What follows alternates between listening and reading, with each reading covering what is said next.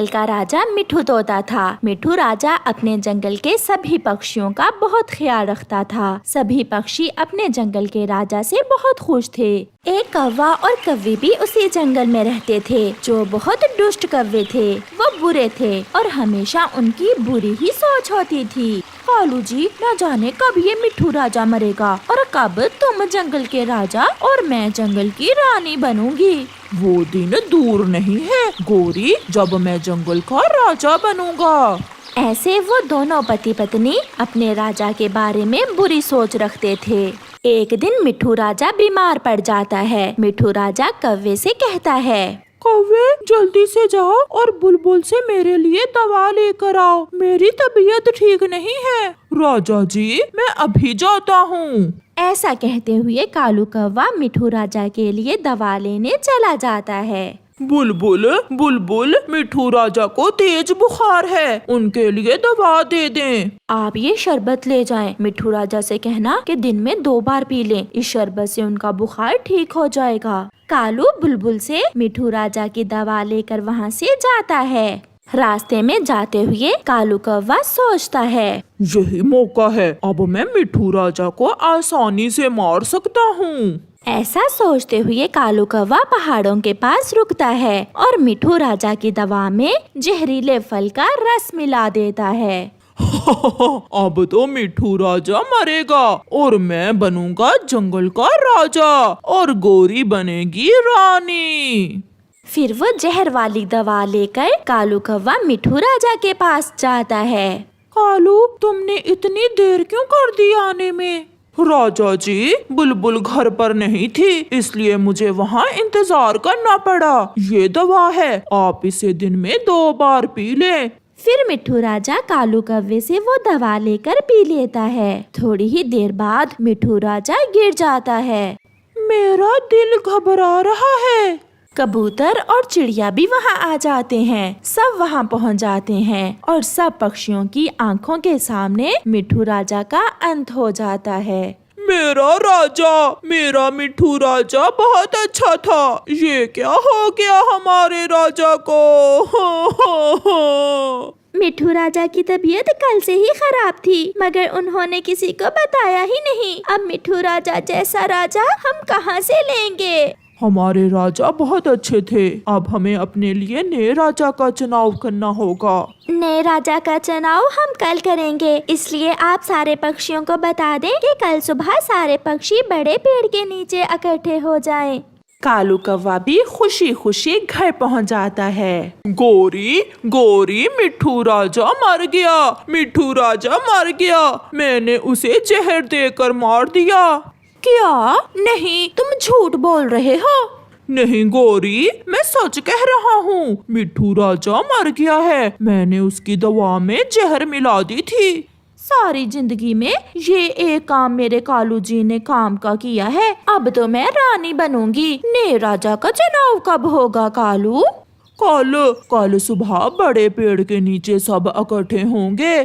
फिर दूसरे दिन सारे पक्षी इकट्ठे हो जाते हैं। मर गया हमारा राजा, बहुत बुरा हुआ। जब जिंदा थे राजा जी तो कहा करते थे कि मेरे मरने के बाद कौवे ही राजा बन सकते हैं। कबूतर भैया, हम सब में बड़ा कौन है? कालू कौवा ही सबसे बड़ा है। तो फिर हम कालू कौवे को राजा बना देते हैं। मुझे अच्छा नहीं लगता कि राजा जी की कुर्सी पर मैं बैठूं, मुझसे नहीं होगा। कालू जी, अब चुप कर जाओ, सब्र करो, एक न एक दिन तो सबको मरना ही होता है। फिर उस दिन से कालू कौवा जंगल का राजा बन जाता है और गोरी जंगल की रानी। कबूतर, जाओ और मेरे लिए मीठे फल लेकर आओ। रानी जी, नदी में पानी बहुत थोड़ा रह गया है, अगर बारिश ना हुई तो बहुत मुश्किल हो जाएगी। क्या कहा? नदी में पानी थोड़ा है? तो फिर जल्दी से नदी में जो पानी बचा है वो मटकों में डालकर मेरे पास ले आओ। अगर राजा और रानी जिंदा रहेंगे तो फिर सब पक्षी भी जिंदा रहेंगे। ऐसे कालू राजा कौवा नदी से सारा पानी मटकों में डालकर अपने पास मंगवा लेता है। कालू कौवा और गोरी कौवी भोजन खाते और सो जाते। वो किसी भी पक्षी की कोई बात ना सुनते। राजा जी कल मैं फूलों का रस लेने जा रही थी कि उल्लू ने मुझे मारा। चुप करके भाग जाओ यहाँ से। तुम्हारी गलत दवा पीने से मिट्ठू राजा मरे थे। कहीं ऐसा ना हो मैं तुम्हें जेल में कैद करवा दूं। ऐसे ही कुछ दिनों बाद चिड़िया भागी भागी आती है। राजा जी जंगल में भोजन की कमी हो रही है। केवल कुछ ही फल बचे हैं जंगल में। ये तुम क्या कह रही हो चिड़िया? ये तो बहुत बुरी खबर है।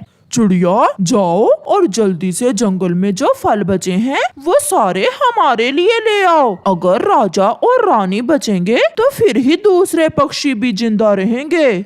ऐसे कौवा और कव्वी सारे जंगल से फल अपने लिए मंगवा लेते हैं। चिड़िया ये कैसे राजा और रानी हैं? सारा नदी का पानी अपने लिए रख लिया और सारे फल भी। कबूतर भैया वो तो हर समय सोए रहते हैं। अब हमें कुछ न कुछ करना होगा। ऐसे राजा और रानी से तो हम ऐसे ही अच्छे हैं। कालू जी ऐसे मीठे मीठे फल तो रानी ही खा सकती है।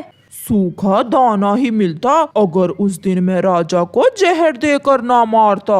फिर वो दोनों हंसने लग जाते हैं। कबूतर जो किसी काम से आया था वो पीछे खड़ा कौवे की सारी बात सुन लेता है। दुष्ट कौवे, इन्हें तो जेल में होना चाहिए और हमने इन्हें अपना राजा बना लिया है। कबूतर जल्दी से जाता है और सब पक्षियों को इकट्ठे करता है और उन्हें बताता है। मैंने अपने कानों से सुना कौवे ने ही मिट्ठू राजा को जहर देकर मारा था। वो कौवे इस कदर घटिया हो सकते हैं ये हमने नहीं सोचा था। तो फिर चलें सब मेरे साथ। अब वो हमारे राजा और रानी नहीं है। सब पक्षी गुस्से में कौवों की तरफ जाते हैं। क्या हुआ? आप सब यहाँ और ये डंडे क्यों उठाए हुए हैं? हम सब अपने मिट्ठू राजा का बदला लेने आए हैं।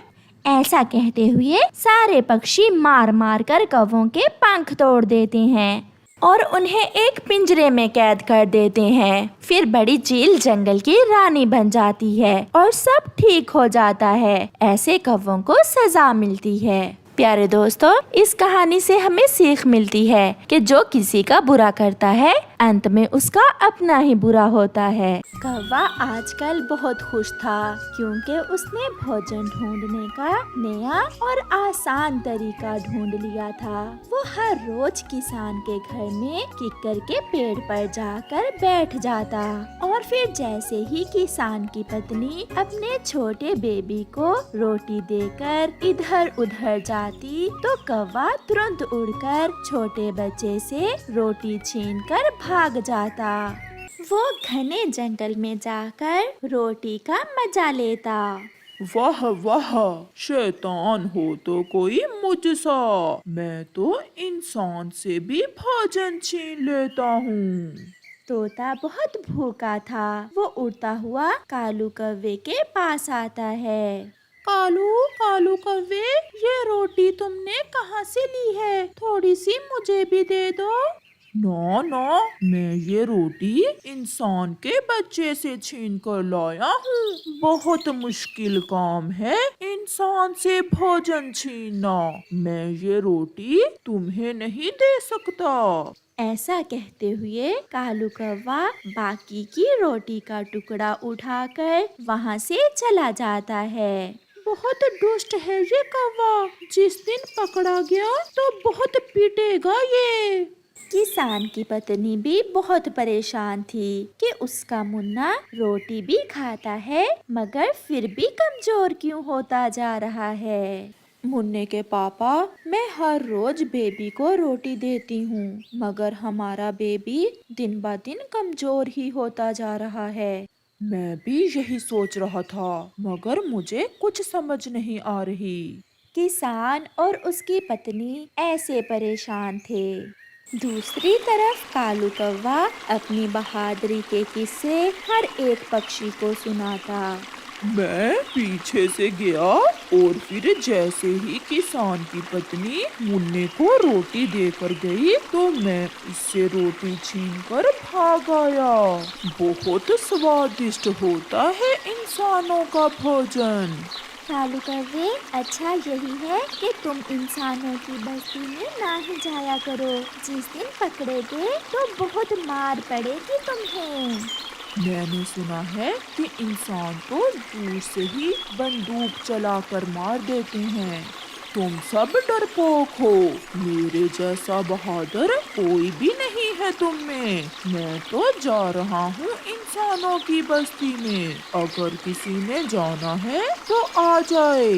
ना जी ना, हम तो इंसान से दूर ही अच्छे। तुम ही जाओ और खाओ जाकर इंसान की रोटी।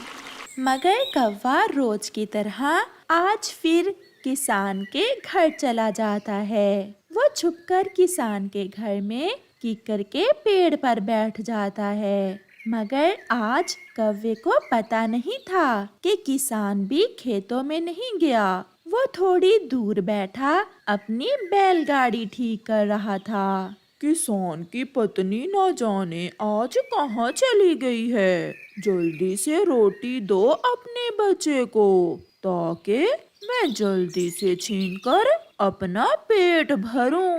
फिर कौवा देखता है कि किसान की पत्नी एक बर्तन में देसी घी की चूरी डालकर अपने बेटे को देती है। खा लो मेरे मुन्ने, ये चूरी देसी घी की है। जल्दी से खा लो और मैं बर्तन धो लेती हूँ। किसान की पत्नी बर्तन धोने चली जाती है। कौवा भी बैठा सब देख रहा था। जैसे ही किसान की पत्नी बर्तन धोने जाती है तो कौवा जल्दी से उड़ता है और छोटे बच्चे के पास जाकर बर्तन से चूरी खाने लगता है। किसान जब कौवे को अपने बेटे के बर्तन से चूरी खाते हुए देखता है तो वो अपनी गुलेल से एक कांच सीधी कौवे पर चलाता है, जो सीधी जाकर कौवे के पंख पर लगती है और कौवा गिर जाता है और काई काई करने लगता है। फिर किसान जाकर कौवे को पकड़कर उसी पेड़ से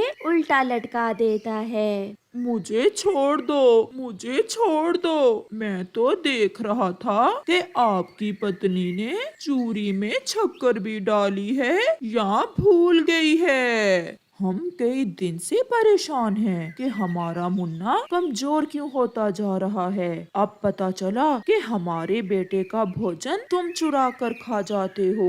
किसान की पत्नी भी आ जाती है। मैं खेत में जा रहा हूँ और इस काले कौवे को छोड़ना ना। यही है वो चोर जो रोज मेरे बेटे की रोटी छीन कर खाता है। काले कौवे, बच्चों से रोटी छीनते हो? शर्म नहीं आती तुम्हें दुष्ट कौवे? मैं हर रोज तुम्हें दाना डालती हूँ, मगर तुम हो कि फिर भी मेरे बेटे की रोटी छीन लेते हो।